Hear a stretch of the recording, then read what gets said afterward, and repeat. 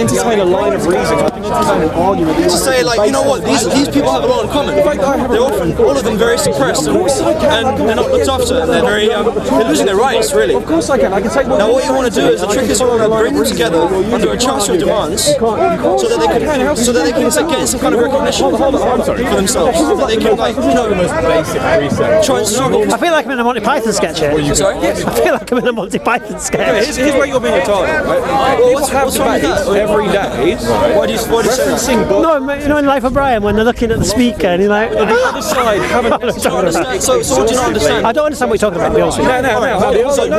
You know what a charter is? The charter of demands. Like the Magna Carta. Do you know the Magna Carta? Only a child. Alright, so there was We turn around and go, well, I haven't read that book. 1600s, there was an effort to limit the power of the king. Only a child would do This that. was done through a charter of demands by nobles. They got together and they made a list of demands that they would have. Otherwise, every try and debate curtail the power of shut king. down. I think it was The moment somebody references something, the other side my history is very good. And they brought him down. So you say man should come together and create a charter to protect the minorities in society? I am taking something in this case, particularly to protect the precarious. I'm taking something So the precarious, a particular kind of class has risen in illusion, and you're going, well, you haven't read the book. They need their rights. And so a charter of demands levied at the dominant states, so I'm arguing the American government, British government.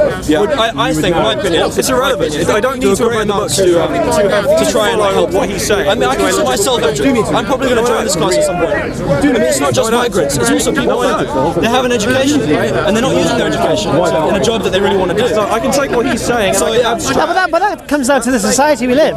sorry? That comes down to the society we live in. And by the way, I can See, we live in a society which is led by people who encourage us to poison ourselves. that if you, by the way, So how are you going to stop that? But when you say poison yourself, what do you mean? it's not. Well, there are 5 poisons in society from my point of view. Drugs, alcohol, gambling, sexual immorality, and interest dealing.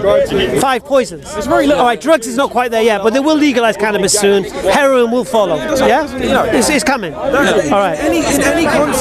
Now, the leaders of this land are encouraging you to indulge in these things to the detriment of you and your families. To be honest, I don't think they encourage us. You don't think so? I don't think so, because for one thing, I mean, Really? 24-hour drinking isn't encouraging? they've banned drugs. I know. 24-hour drinking isn't encouraging alcohol. Think about how we demonize alcoholics. No, but I wasn't saying it occurs in Lord of the Rings. I was saying so much in the media. if I wrote that story, Look, I'll say it again. You know how they became alcoholics? yeah, but they're not saying that. No, do you know how they became alcoholics? Can I actually put my series down? I see what you mean. It's encouraged by the media. No, do you know how they became alcoholics? Well, because you started drinking alcohol off by saying No, by drinking alcohol. when nobody said that. Sorry, I'm going to have to stop you there. Well, stop me then. What addiction? I'm not talking about addiction. This is very close to my heart. I have some serious addiction. Okay. You don't get addicted from drinking alcohol. You get addicted because you have a problem in your life. Okay. And you use alcohol to soothe it. Okay. What if? Okay. I can drink alcohol. Okay. What's your name? My name's Kyle. Kyle, listen, my name's Darren. All right. Oh, nice to meet you, Darren. I'm a Muslim. Yes. Okay. I can't touch alcohol, Eastern peoples who are barbaric. so I can never be an alcoholic. If that appears in the book and there was not something You could get it. Okay, let's talk. text Forget alcohol for a second. I see what you're saying. Forget alcohol. No. You said an alcoholic is an alcohol. Someone drinks alcohol and has a bereavement and then drinks excess. Yeah. Okay. But if the avenue to the original alcohol is closed, most standards. It would even if you have a bereavement, sure, it would help. It would help. no. Even if you had a bereavement, you would never be able to become alcoholic. You might get addicted to something else. Okay. I mean, it's not about the substance. Okay. Behavior. No. We talk about alcoholism. Why? Because alcohol changes state of mind. Black people are traded as buffoons or someone with black. Yeah? Okay. And if you drink it in excess, eventually you will end up losing your job, you'll ostracize your family, and you will be on the streets. The issue isn't the substance. It is. That is the issue. Can I just say, it's not about the substance. It is. Right, can I explain why? All right. It's not about the drug. It's not about. Plenty of people eat food and they don't become addicted to food. Plenty of people drink wine and they don't become alcoholics. Plenty of people make money. They make a living, but they don't get addicted to money. They don't. It's not about the thing, the substance, the trick. This is the thing. The media they tell people to focus on the substance, but they don't look at the behavior that gives rise to the addiction. The compulsion to soothe yourself by accumulating, either by shopping or by having sex. Did you hear what I said? Originally. I said you were talking about alcoholism. No. Originally. 5 poisons. No, 5 poisons. About 5 poisons. What were they? It doesn't matter. Well, correct me if I'm wrong, but there were alcohol, drugs, cigarettes. You mentioned. No. Okay, but Drugs, alcohol, gambling, sexual immorality, and interest dealings. like I said, you're in age. You can do gambling. You can do all these things, and you won't get addicted. Okay. Listen. It doesn't matter how many laws get passed. Do you accept alcohol is destroying society? No, it doesn't. Alcohol doesn't destroy. You don't think it does? No, it doesn't. Biggest killer of men in this UK, and you don't think it destroys society? Alcoholism and addiction to alcohol is a major problem. Alcohol is the biggest killer of men in the UK. Is that a problem? Can I broaden the issue out here for a second? So, No, is that a problem first? You see, if you don't think that's a problem, conversation's finished. no, I well recognise and it actually takes. Do you recognise that alcohol being the biggest killer of men in the UK is a problem or not? Yes, of course it's a problem. Right. So is alcohol a detriment to society or not? No, it's not. It's not. Those things are okay. Can we talk about some fallacies for a second? There's something called a non sequitur, which is something I'm pretty sure most people are aware of here, and it's a trick. It's a logical trick. I'm not saying you're doing this consciously. Go on.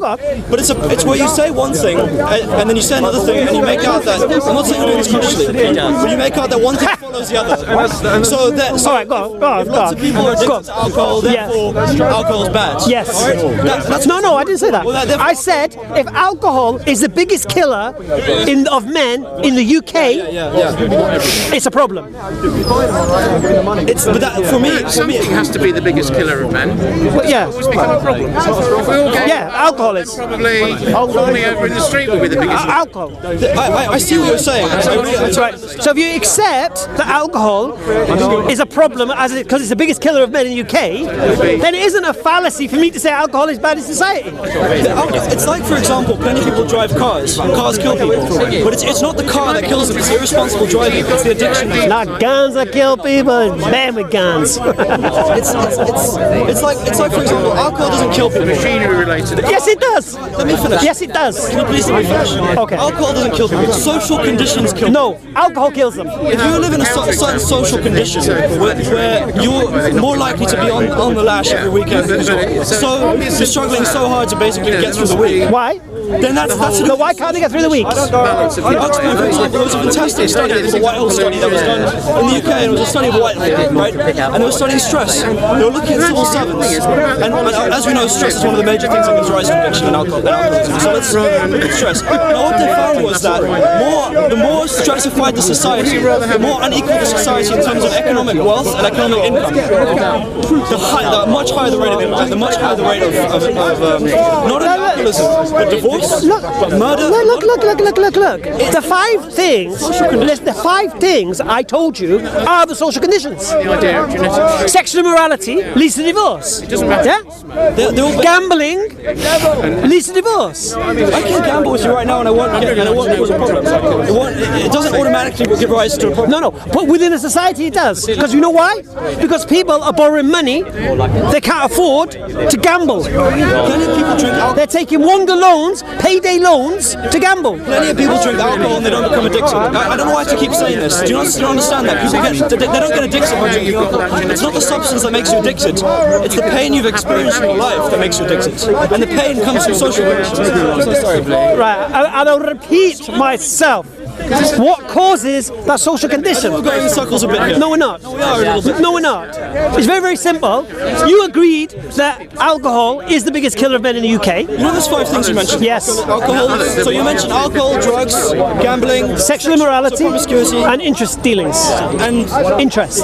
interest. And religion. Well, don't forget the religion. Oh, that's a saviour. If I was to ban those things, Yeah. if I was to back up that ban with violence, Prohibit them. Yeah, Why violence? as in like I would force you to go to jail or something. No. Right. If I was to do that, now would that stop those things from happening? Yes. We're in a deeply unequal society.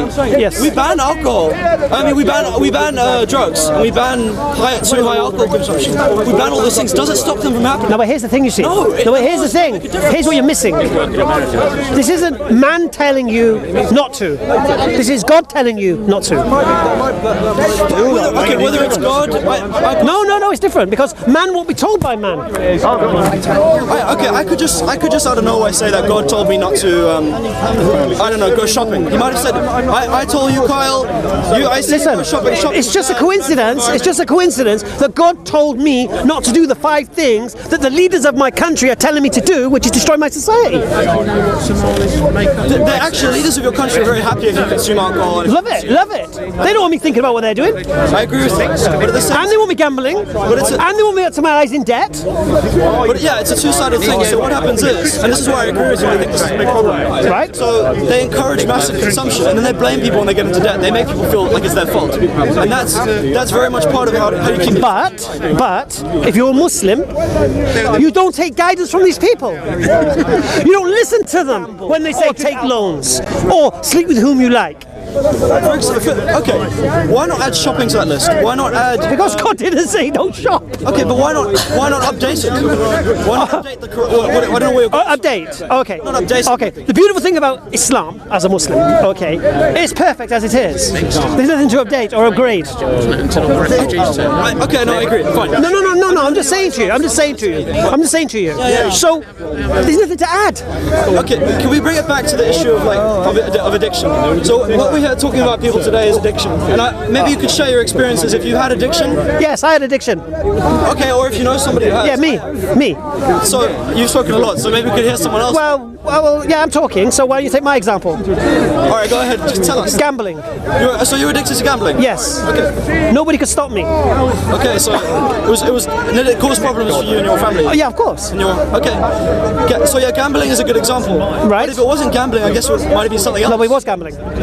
Sure, but the issue was that you felt some kind of you were filling up. You felt you were missing something. And no, I enjoyed it. But you say you were addicted to it. You weren't just doing it for fun. You were addicted. Yeah, because I enjoyed it. Like some people are addicted to playing golf because they enjoy playing golf. There's a difference between doing. Some people are addicted to fishing because they love fishing. People used to say I'm addicted to this, but they mean I just enjoy it. What's the difference? In the psychological literature, when you say addiction, what you mean is that somebody, there's certain symptoms that they deny that they enjoy it. They say that they do it and it causes disruption to their family and friends. They do it compulsively. Well, the wife might like her husband playing golf every weekend, but he loves it. Now, and here's the thing, you see, it's people who will say you're addicted. Yeah? Now, and I'm evidence. Listen. Kyle, relax. I'm evidence. There's no such thing as addiction. Yeah? And I'll give you an example of it. A working example when I spoke to somebody. All right. There was a young boy, he smoked cigarettes, yeah? 18-year-old boy working on the market. Thought he was a geezer. I said to him, listen, mate, why don't you stop smoking? He said, I'm addicted. I said, you're not addicted. You just like it. No, I'm addicted. Okay. I said, I'll tell you what. If the doctor said you'd be dead in 6 months, would you stop smoking? And he went, nah, I wouldn't stop smoking. I'm addicted. Yeah? Okay. What if you just married a beautiful, stunning supermodel, and the doctor says, if you don't stop smoking, you'll get to enjoy time with your beautiful wife. Would you stop smoking? Nah. Okay. Your supermodel wife is pregnant, and the doctor says, if you don't stop smoking, you won't see the birth of your baby. Would you stop smoking? Maybe. Okay. Supermodel wife's pregnant, and you just won the lottery. And the doctor said, if you don't stop smoking, you'll be dead, won't see the birth of your daughter, or get to enjoy your lottery win. Would you stop smoking? Yes. Right. Now, nothing changed here, except what? The reason why. Smoking. No, the reason why to stop. Okay. All right. So addiction was out the window now. Yeah, I agree. Okay. So I'll say it again to you. Yeah, sure. You can't become addicted to something if you don't start it. Yeah.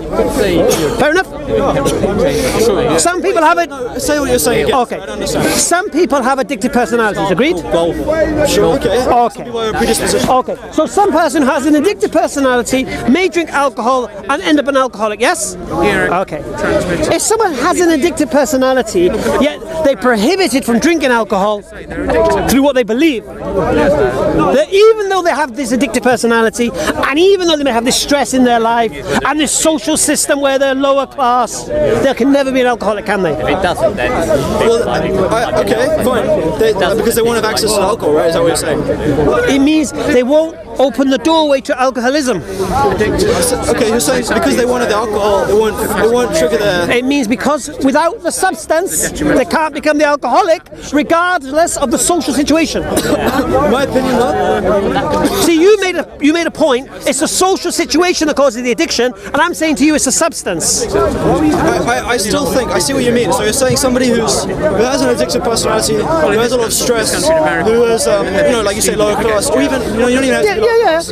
Even if you just live in a society with more inequality, even if you're like relatively well off, you're more likely to have mental illness and so on. At the same time, though, and I think I can develop what you're saying further. I agree, but so far, I think you'll still find something else to be addicted to. It may not be alcohol, but it may be something else. All right, going back to what I said. It may be shopping. It may be going back to what I said originally. The 5 poisons. So even if you want to go shopping, all right, you want to go shopping. That's an arbitrary list of 5 things. You could add anything. I could add driving to that. Some people are addicted to driving. No. Driving doesn't destroy society. A whole society is addicted to oil. Driving isn't. No.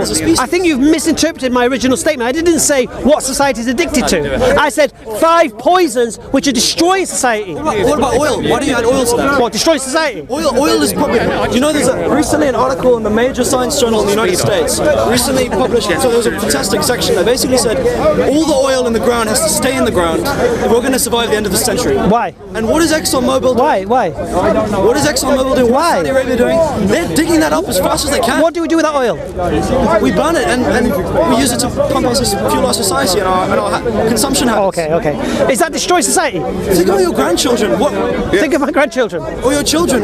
Yeah. My children, following the guidance from me, will never be alcoholics, will never be drug addicts, will never be in debt with interest. They may be underwater by the end of the century. What? If we don't take this seriously, the threat of climate change is a major threat. Please. We're talking about like apocalyptic stuff here. Listen. No, but it is destroying society. It's not just destroying society. It's destroying. I mean, if you want to take a moral view as a Muslim, it's basically what happens is when there's a chaotic situation like a war or famine or a plague, people start panicking, and they may be otherwise very moral. They may be good Muslims, they may be good Catholics, they may be good atheists. I believe that's totally possible.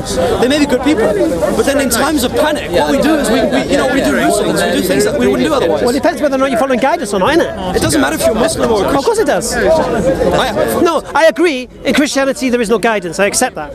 But in Islam, we do have guidance, and we do have parameters. It causes a breakdown of morality. What happens? No. Otherwise, moral people. It depends what your morality is based on, then, isn't it? If your morality is based on a cohesive society, that's one thing. If your morality is based on what God guides you to, that's another thing. I'm just saying, because regardless of the state of society, you still have your moral code. But if society is broken down, then of course your morals will break down with that society. I like your moral code, and in fact, actually, I consider myself an atheist. But in terms of the basic values of Islam and Christianity, I fully subscribe to them. Why Christianity? There's no values there. You know what Christianity teaches? I'll tell you what Christianity teaches. Let me just tell you quickly. Okay.